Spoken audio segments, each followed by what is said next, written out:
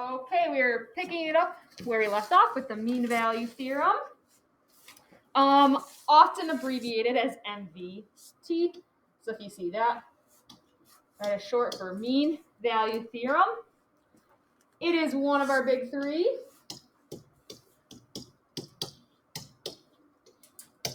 And probably the most common one to show up on the AP exam, so I consider it probably the most important.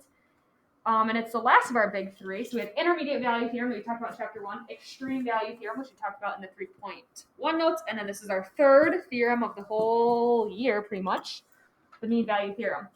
Okay, so it kind of rolls off of Rolle's theorem a little bit. So basically, if you look at this picture, I really like this picture. It says you have some continuous closed interval that's also differentiable on the open interval, meaning, none of that funny business, no corners, costs, discontinuity, stuff like that. Basically, they're saying if you find the average rate of change or the slope of the secant line, because that's the same thing, between your two endpoints, that there's going to be some value in your interval A to B where the instantaneous rate of change is the exact same as the average rate of change. Okay, so if you picture this, here's the average rate of change, the slope of that secant line. And then if you were to take a bunch of tangent lines and kind of draw them at each instant in between A and B, there's going to be some point C where these two rates of changes are the same. Okay, I think I have a nice visuals on Desmos. I'll see if I can find it for you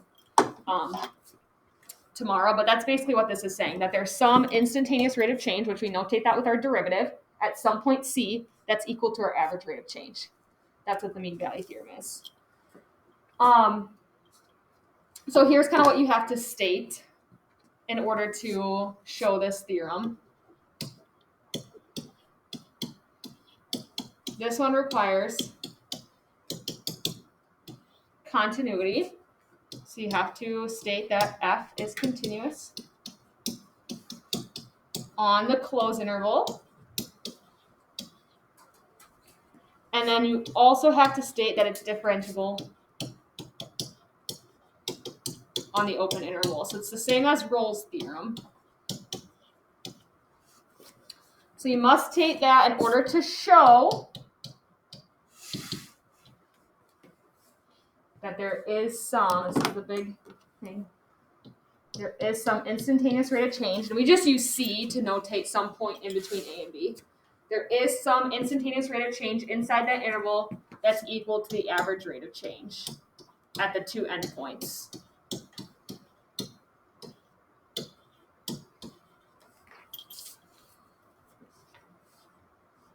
Okay, so I kind of we'll put this into a real life context for you. Let's say you're driving your car and over 2 hours you're going an average of 60 miles per hour. Okay, so I think of a number in between 0 and 60, like 45. Was there some instant where you were going exactly 45 miles per hour? Yeah, you would have had to be, right, to average 60 miles per hour. There have been at some instant in the 0 to 60, that rate, that you're traveling exactly 45 at that specific instant. Okay, that's kind of how I like to think about it. So what do you think may be true for one of the tangents along the curve? So obviously, if these had the same slopes, that these lines would be parallel to each other. It says it right there. I'm going to mark it with some arrows. That's how we notate. Those two lines would be parallel with the same slope.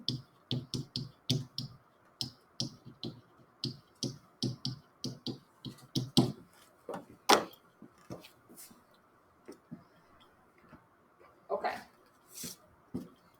That's the mean value theorem.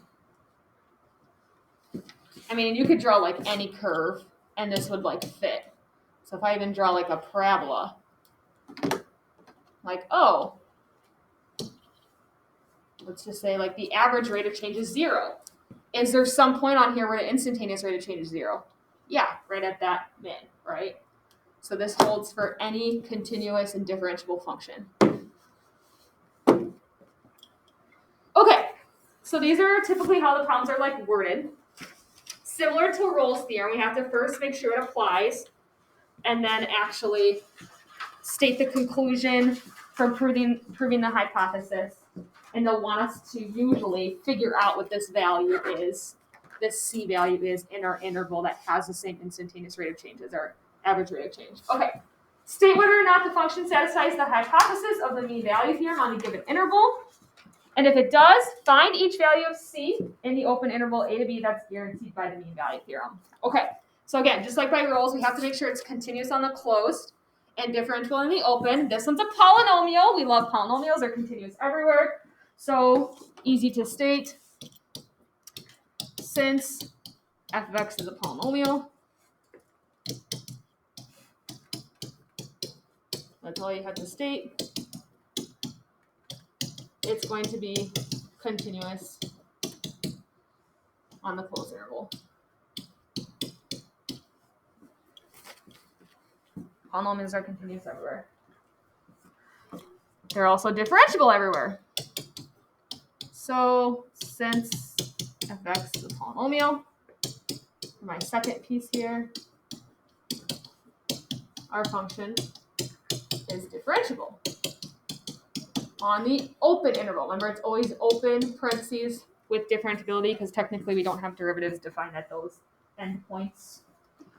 Okay. All right, so our hypothesis is met. So we can state our conclusion. I usually do it this way, very similar to what I did with intermediate value theorem, if you remember that. Therefore, by the mean value theorem, and this is exactly what you'd have to do like on an AP FRQ question, is like state it in this order.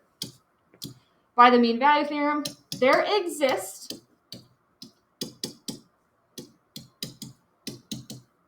at least one C value, so I put x equals C,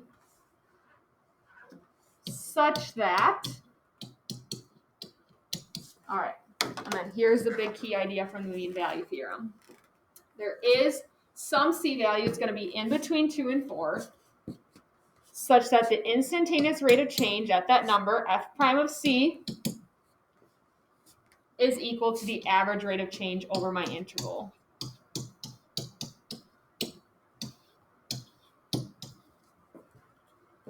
Okay.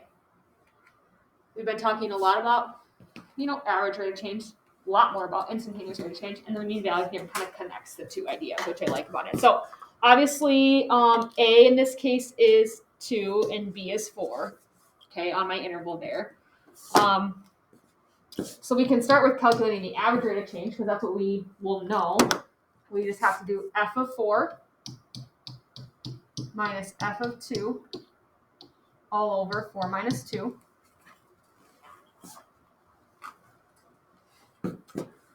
Okay.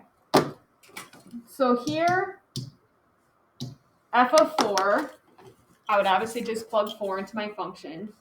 You can show your work if you want to.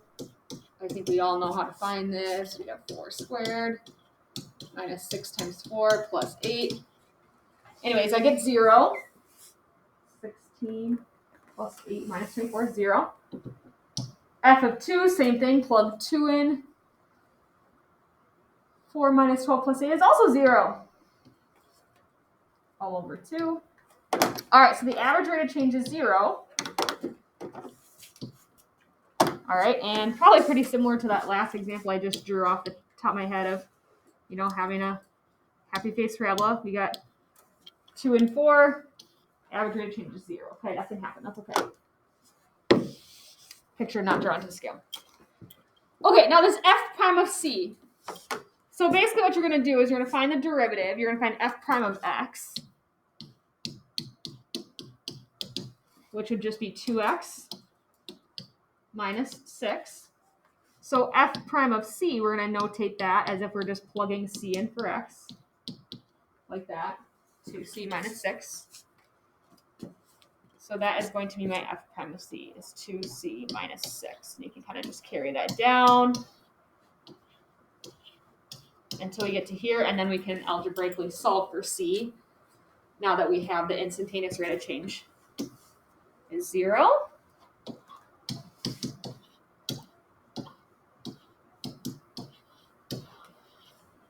Okay, we get C is 3. And is that on my open interval from 2 to 4?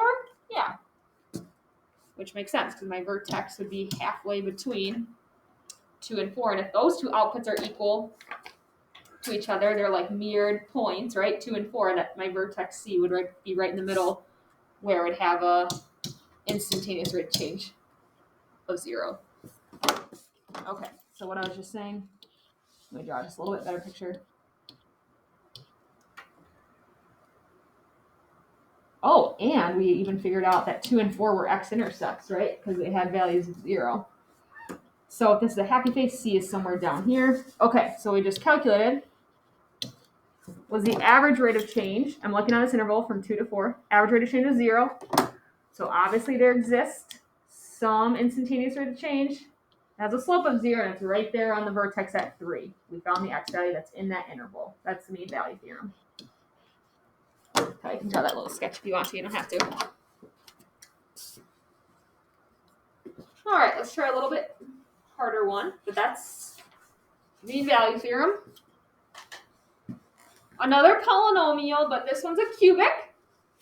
So show that this function satisfies the hypothesis of the mean value theorem on the interval, this time 1 to 2.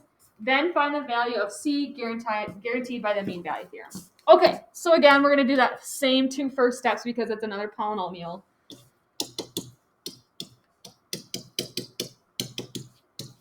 You can do shorthand if you want.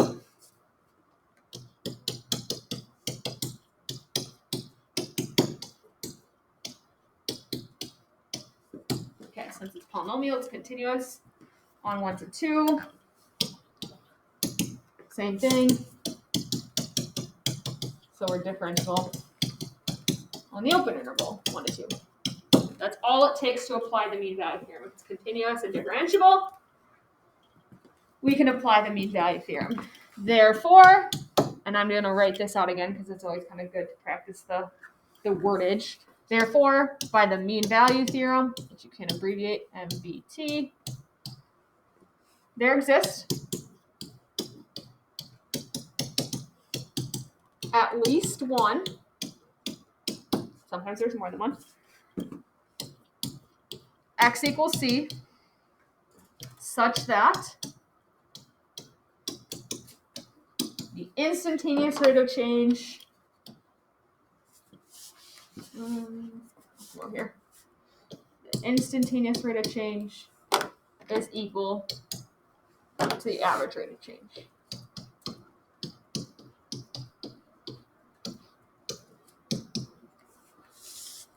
Okay. In this case, A is 1, B is 2. I usually like to just start with the average rate of change because that one I can easily calculate. So I have f of 2 minus f of 1 all over 2 minus 1. Okay, when I plug in 2, I have 2 cubed plus 4 minus 1, 11.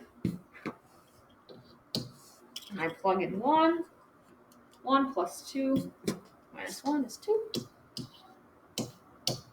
Okay, the average rate of change is 9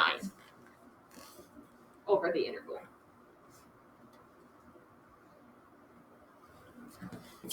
All right. So f prime of C, start with finding f prime of x, aka the derivative, which is 3x squared plus 2. So f prime of C is simply 3c squared plus 2. Just substitute c in.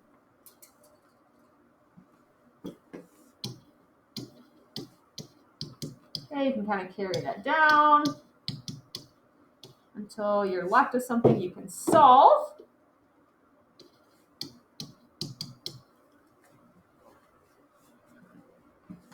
Okay, subtract over the 2, we get 7. Divided by 3, we get 7/3. Square root both sides, we get plus or minus the square root of 7/3. Keep in mind, we're only looking on the interval from 1 to 2. So which one can I ignore here? The negative, yep. So just positive 7/3, because that's on my open interval 1 to 2. Don't have to rationalize it.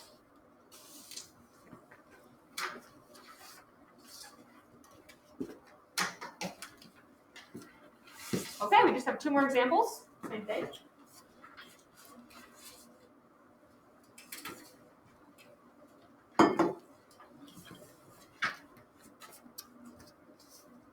State whether or not the function satisfies the hypothesis of the mean value theorem on the given interval. If it does, find the value of C in the open interval A to B guaranteed by the mean value theorem.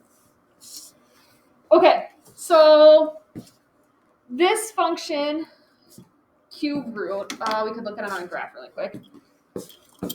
Just to give you a visual what this looks like.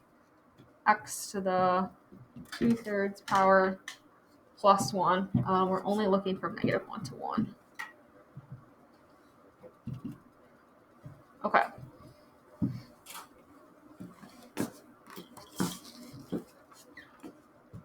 Oops.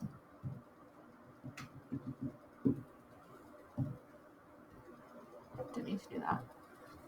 Okay, they have like, if you looked at some of these, they have like that little cusp. Okay, I'm pretty zoomed out here. But it's continuous. There you go. That's my picture. It's continuous because if you even look at just the equation, this is technically like defined, like my domain here would be all real numbers, right? Because I could plug whatever I want to in for x because I'm cube rooting it. So you can cube root positive and negative numbers. And again, looking at this, I could trace the whole graph without picking up my pencil. But how you would state it's continuous, because this might not be a calculator active question, you could just say f of x is continuous on the interval -1 to 1 because f of x is defined for all real numbers.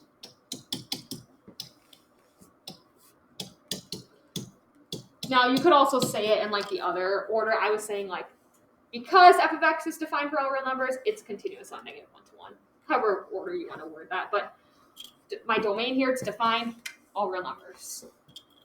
Okay. Now, obviously, I just showed you the graph, so we already kind of have a little hint at that it's not going to be differentiable on the open one, the open interval. So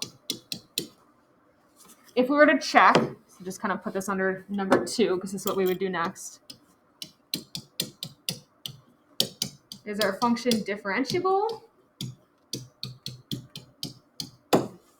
on the open interval -1 to 1?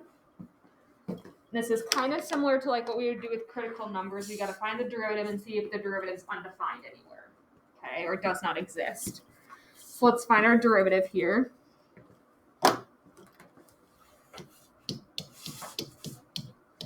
And again, the more you kind of know like some of these basic shapes, like if you get an absolute value one, you're like, oh, I know that one's a corner, right? Oh, the 2/3 power, I recognize that one, like that's a cusp. The more you'll be like apt to check these things. Okay, so 2/3 x subtract 1 to the -1/3. So it gives me this, and I like to rewrite it like positive exponents. It's good practice, and this allows me to see, hey, where is my derivative undefined? When my denominator is 0, which that's obviously when x is 0. And that is in my interval -1 to 1, right? This is on that open interval -1 to 1. So to answer that question there, are we differentiable? F of x is not differentiable.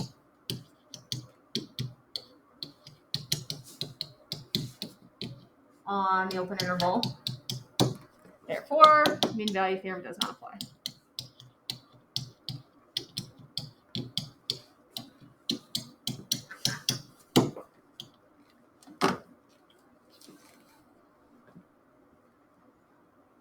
Okay.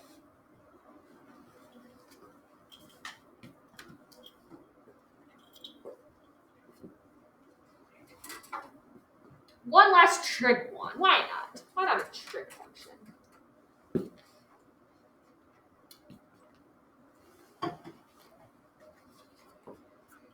Okay, and this one works, so we'll get one more practice with solving for C. State whether or not the function satisfies the hypothesis. Okay, same thing, find the value of C in the open interval. All right, so cosine curve. Think of what that graph looks like. From 0 to pi, there's 0 to 2 pi. All right, it's obviously continuous. It's defined for all real numbers. There's no restrictions for what we can plug in for x, right? So what we could say is our function is continuous.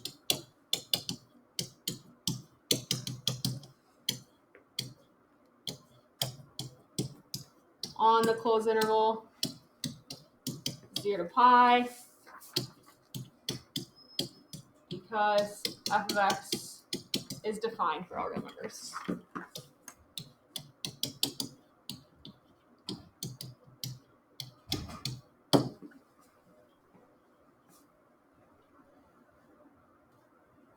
That's basically the statement you're going to use unless it's a polynomial.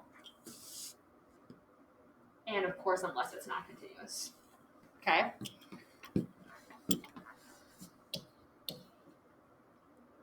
All right. It is, I'm going to tell you right now it's differentiable. How you could check, kind of like we did in the last one, is we can find the derivative quickly, because we're going to have to do that anyways. F prime of x would be, all right, here we go. Derivative of cosine, negative sine, so -2 sine of x. Plus, we don't need an identity here, but we do need chain rule. Oh, I'm actually going to do minus because I have another cosine, so it's going to be negative sine of 2x, chain rule times 2. I'm just going to put that in front. Hopefully we're kind of getting to that point where we can do that with chain rule. So again, that 2 is coming from times by the inside. Okay, so looking at my derivative, is this defined for all real numbers? Sine curve. Yes, it is. So is differential on the open interval because the derivative, because f prime of x is defined for all real numbers. There's no, denominator 0. Think what the sine curve looks like. It's nice, continuous, curvy, no corners, no cuts, no weirdness, no asymptotes, anything like that. Okay. So, therefore,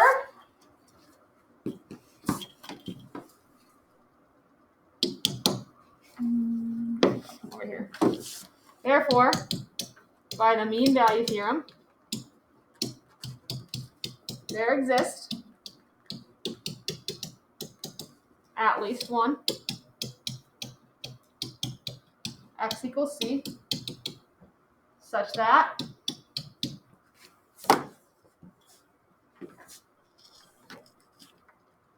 f prime of c is equal to the average rate of change at the endpoints.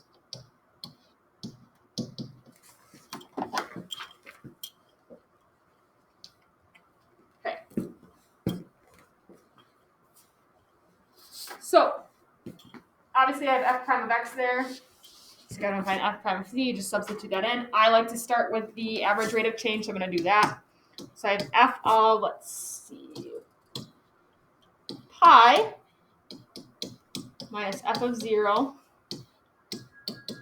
all over pi minus 0.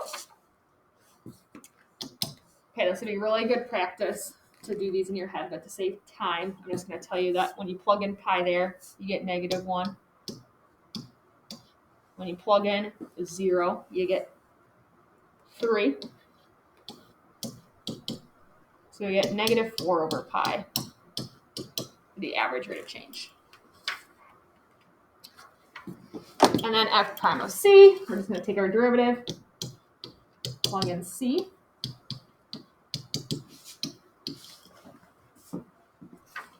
Okay. Now this is something you algebraically don't know how to solve. So if you were asked a question like this, you'd get your calculator. So I'm going to show you how you'd solve this on your calculator, how you'd figure out when this instantaneous rate of change is equal to -4 over pi. Okay, so basically, and this goes for any equation, guys. If you're ever on a calculator active question and you algebraically don't know how to solve something, plug this into your y1, plug this into your y2, and we're just going to find where they intersect, right? Where are they equal to each other? That's a good, just kind of like, in general, if you're on the AP exam and you have your calculator with you, and you need to quick algebraically solve something, plug one side into your y1, one side into your y2, and figure out where they intersect. Okay, that would save you a lot of time than trying to think, oh yeah, this tricky equation, how do I solve this again? But obviously, there's going to be non-calculator active questions where you're going to have to know how to solve something that's fair game algebraically. This is not fair game. This you don't know how to solve. So 2 sine of, and then obviously you're just going to use x instead of c. Negative 2 sine of x minus 2 sine of 2x.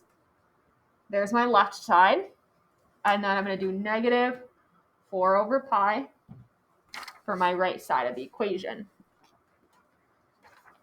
We're only looking on 0 to pi. So set your windows there. And then I always just kind of start, well, wait a minute, we have a sine curve, don't we? Let's just go negative 5 to 5. It's not going to go very high. Okay, so your graph should look something like this. All right, now we want to figure out where these intersect, where they're equal to each other. So go second calc, intersect, number 5. It's going to say first curve, so I'm going to find that first intersection point. First curve, just get close to it, hit enter. Second curve, close to it, hit enter. Where do they intersect? Here we go, and we're just looking at the x value, so you should about, okay, we'll finish this tomorrow, sorry. 0.217, and then there's obviously one more. We'll finish it up tomorrow. Tomorrow's a work day anyways.